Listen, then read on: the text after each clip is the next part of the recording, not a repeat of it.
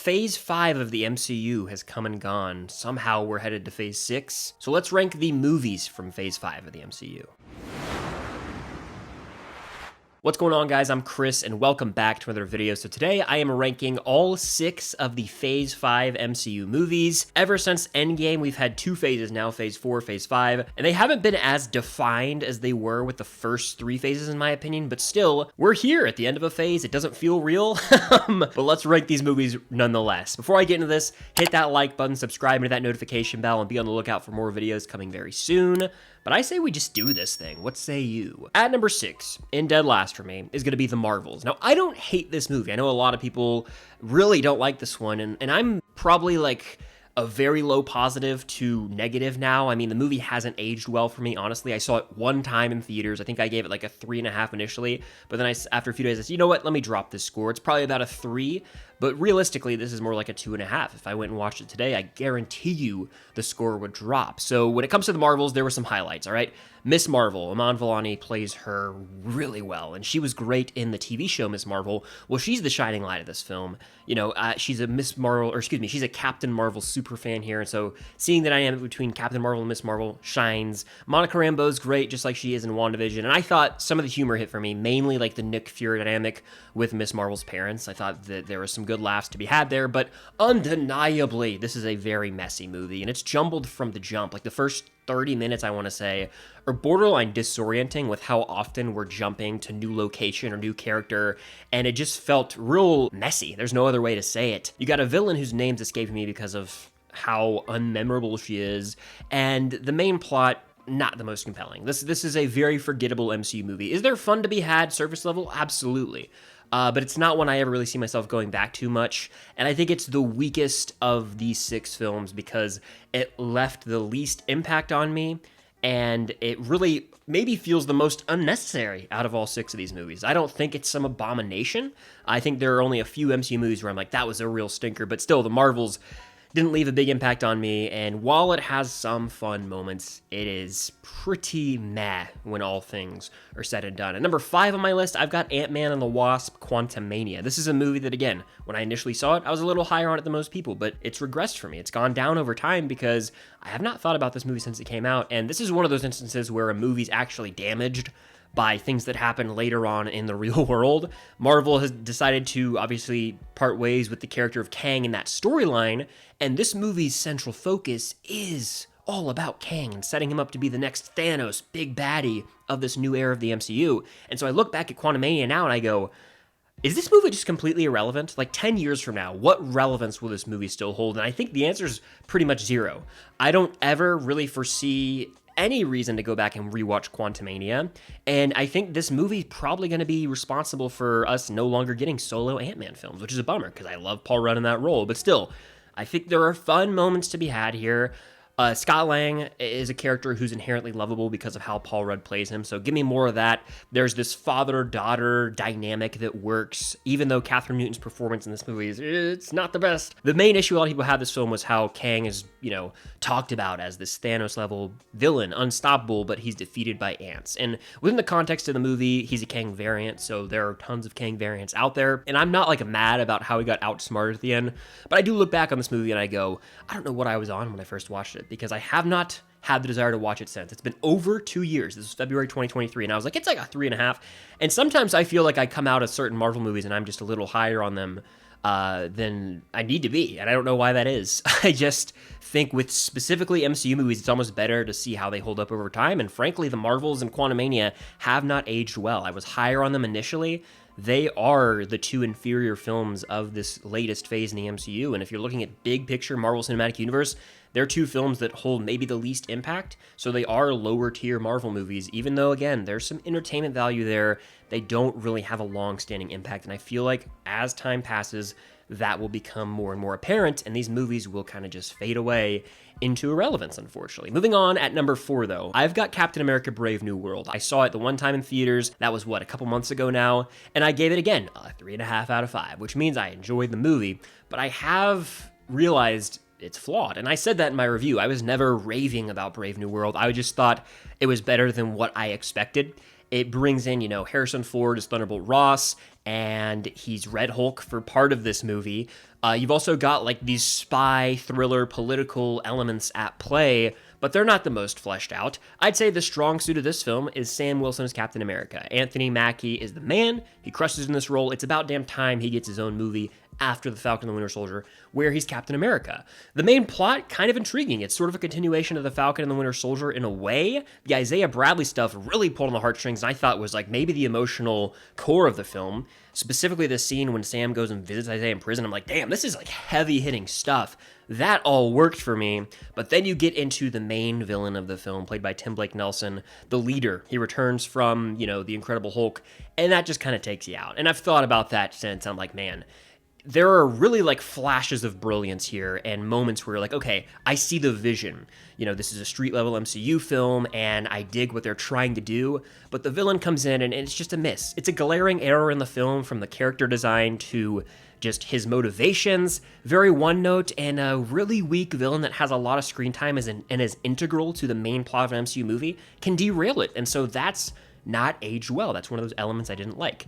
Also, people have said, this movie went through a reshoot hell. It was in production hell. I get that. I thought they did the best they could, and it still had some flow to it, but I can see people's points of view where they're like, this movie felt strung together. I could tell what they reshot and didn't. I think that was a bit exaggerated by certain folks, but still, I also am not blind to the fact that there are moments where I'm like, yeah, they probably did this in reshoots. A lot of the stuff with Giancarlo Esposito's character, Sidewinder, specifically, I would have eaten up more of that character. But look, Brave New World, bit underwhelming in retrospect, but enjoyable enough for me. I take it over Quantumania and the Marvels comfortably because I care so much about Sam Wilson as a character. He is being set up to lead the Avengers, as evidenced by this film.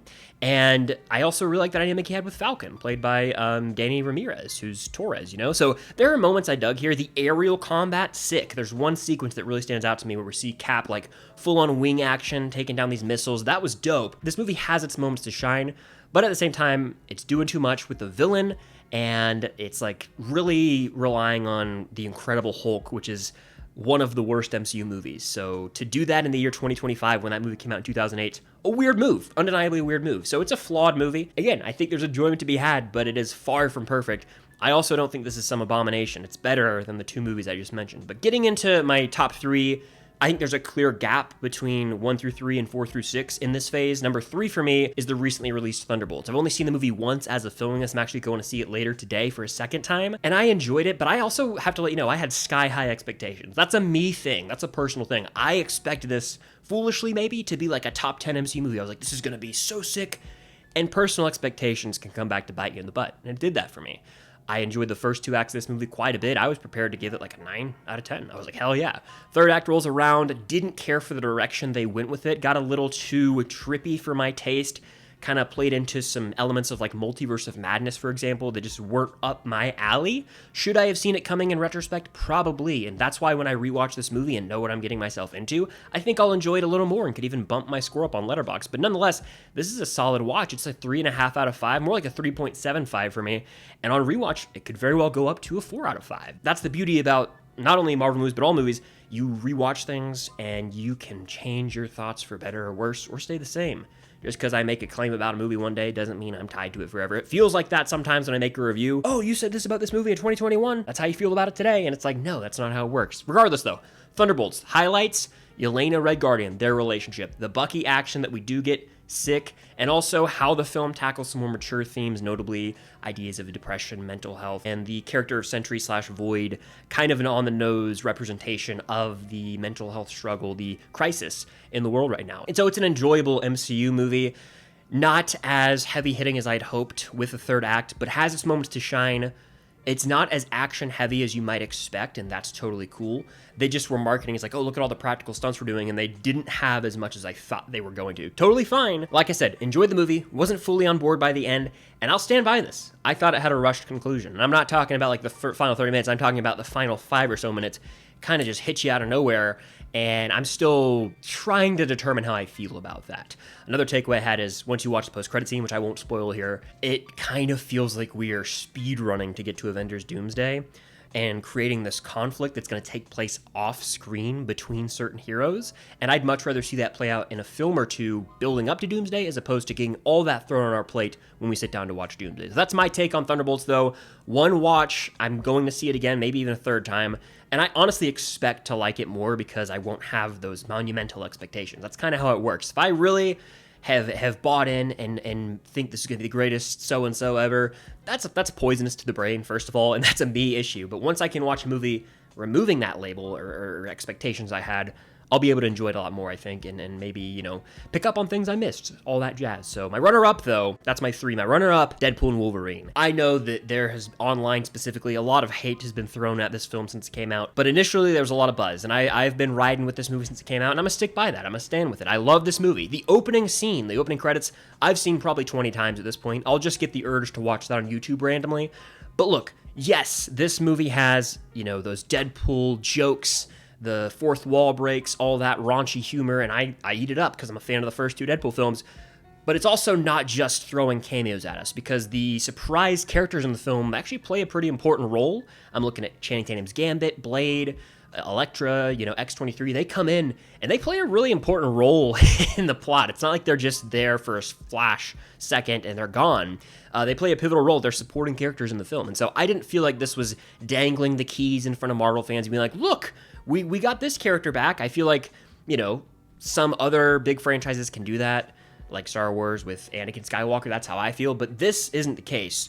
We do have Wolverine back, but it's a meaningful plot. They're diving into the void and these multiversal elements of the MCU, kind of teasing things that could come into play in Avengers Secret Wars, honestly. But if we look at the movie itself, it's a story of Deadpool wanting to find meaning in life and be the hero he wants to be. You've also got this variant of Wolverine who's down in the dumps because he's disappointment on his world. No one wants anything to do with him. And so he's trying to redeem himself. Deadpool kind of is as well, and trying to find meaning. And so there's a nice balance there. And I felt like that really carried the film and made for some heartfelt moments, in my opinion. So I think the movie has a lot of heart. It's not the most complex plot we've seen in an MCU movie, but it suffices for what they're going for.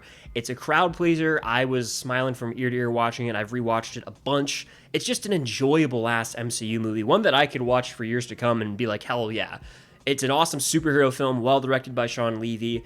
I don't think it's as groundbreaking as some other MCU films. It's not doing anything too special, but it really does hold a special place in my heart, and because of that, it's number 2. But number 1, the best film from the Phase 5 MCU movies has to be Guardians of the Galaxy Volume 3. It's kind of an outlier, an anomaly in a way, because it's James Gunn's film. It's like his own vision. I view this as like almost detached from the MCU in a way. Like, yes, it's a Marvel Studios film, but it's James Gunn's vision fully, and it brings closure to the OG Guardians of the Galaxy better than I could have ever imagined. They knocked it out of the park with this movie.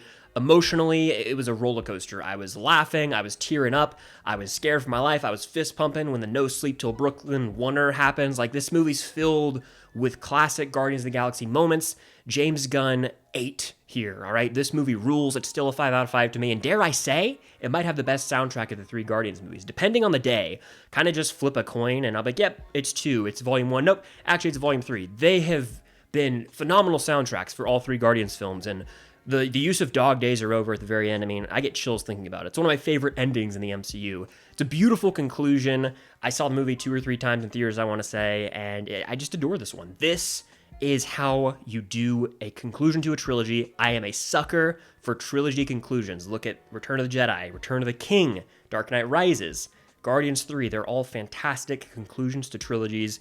Guardians 3 is the best of the Phase 5 movies in my mind. But that is going to do it for my ranking of the Phase 5 MCU movies. Let me know yours down below and hit that like button. Subscribe to that notification bell and let me know what you think of all the phases. How would you rank the phases so far? I have a short coming to my channel soon ranking those. If you want to see a long form video about that, I could potentially do it. Let me know in the comments down below. But thank you guys, as always, for watching. And until next time, I'll see you guys later.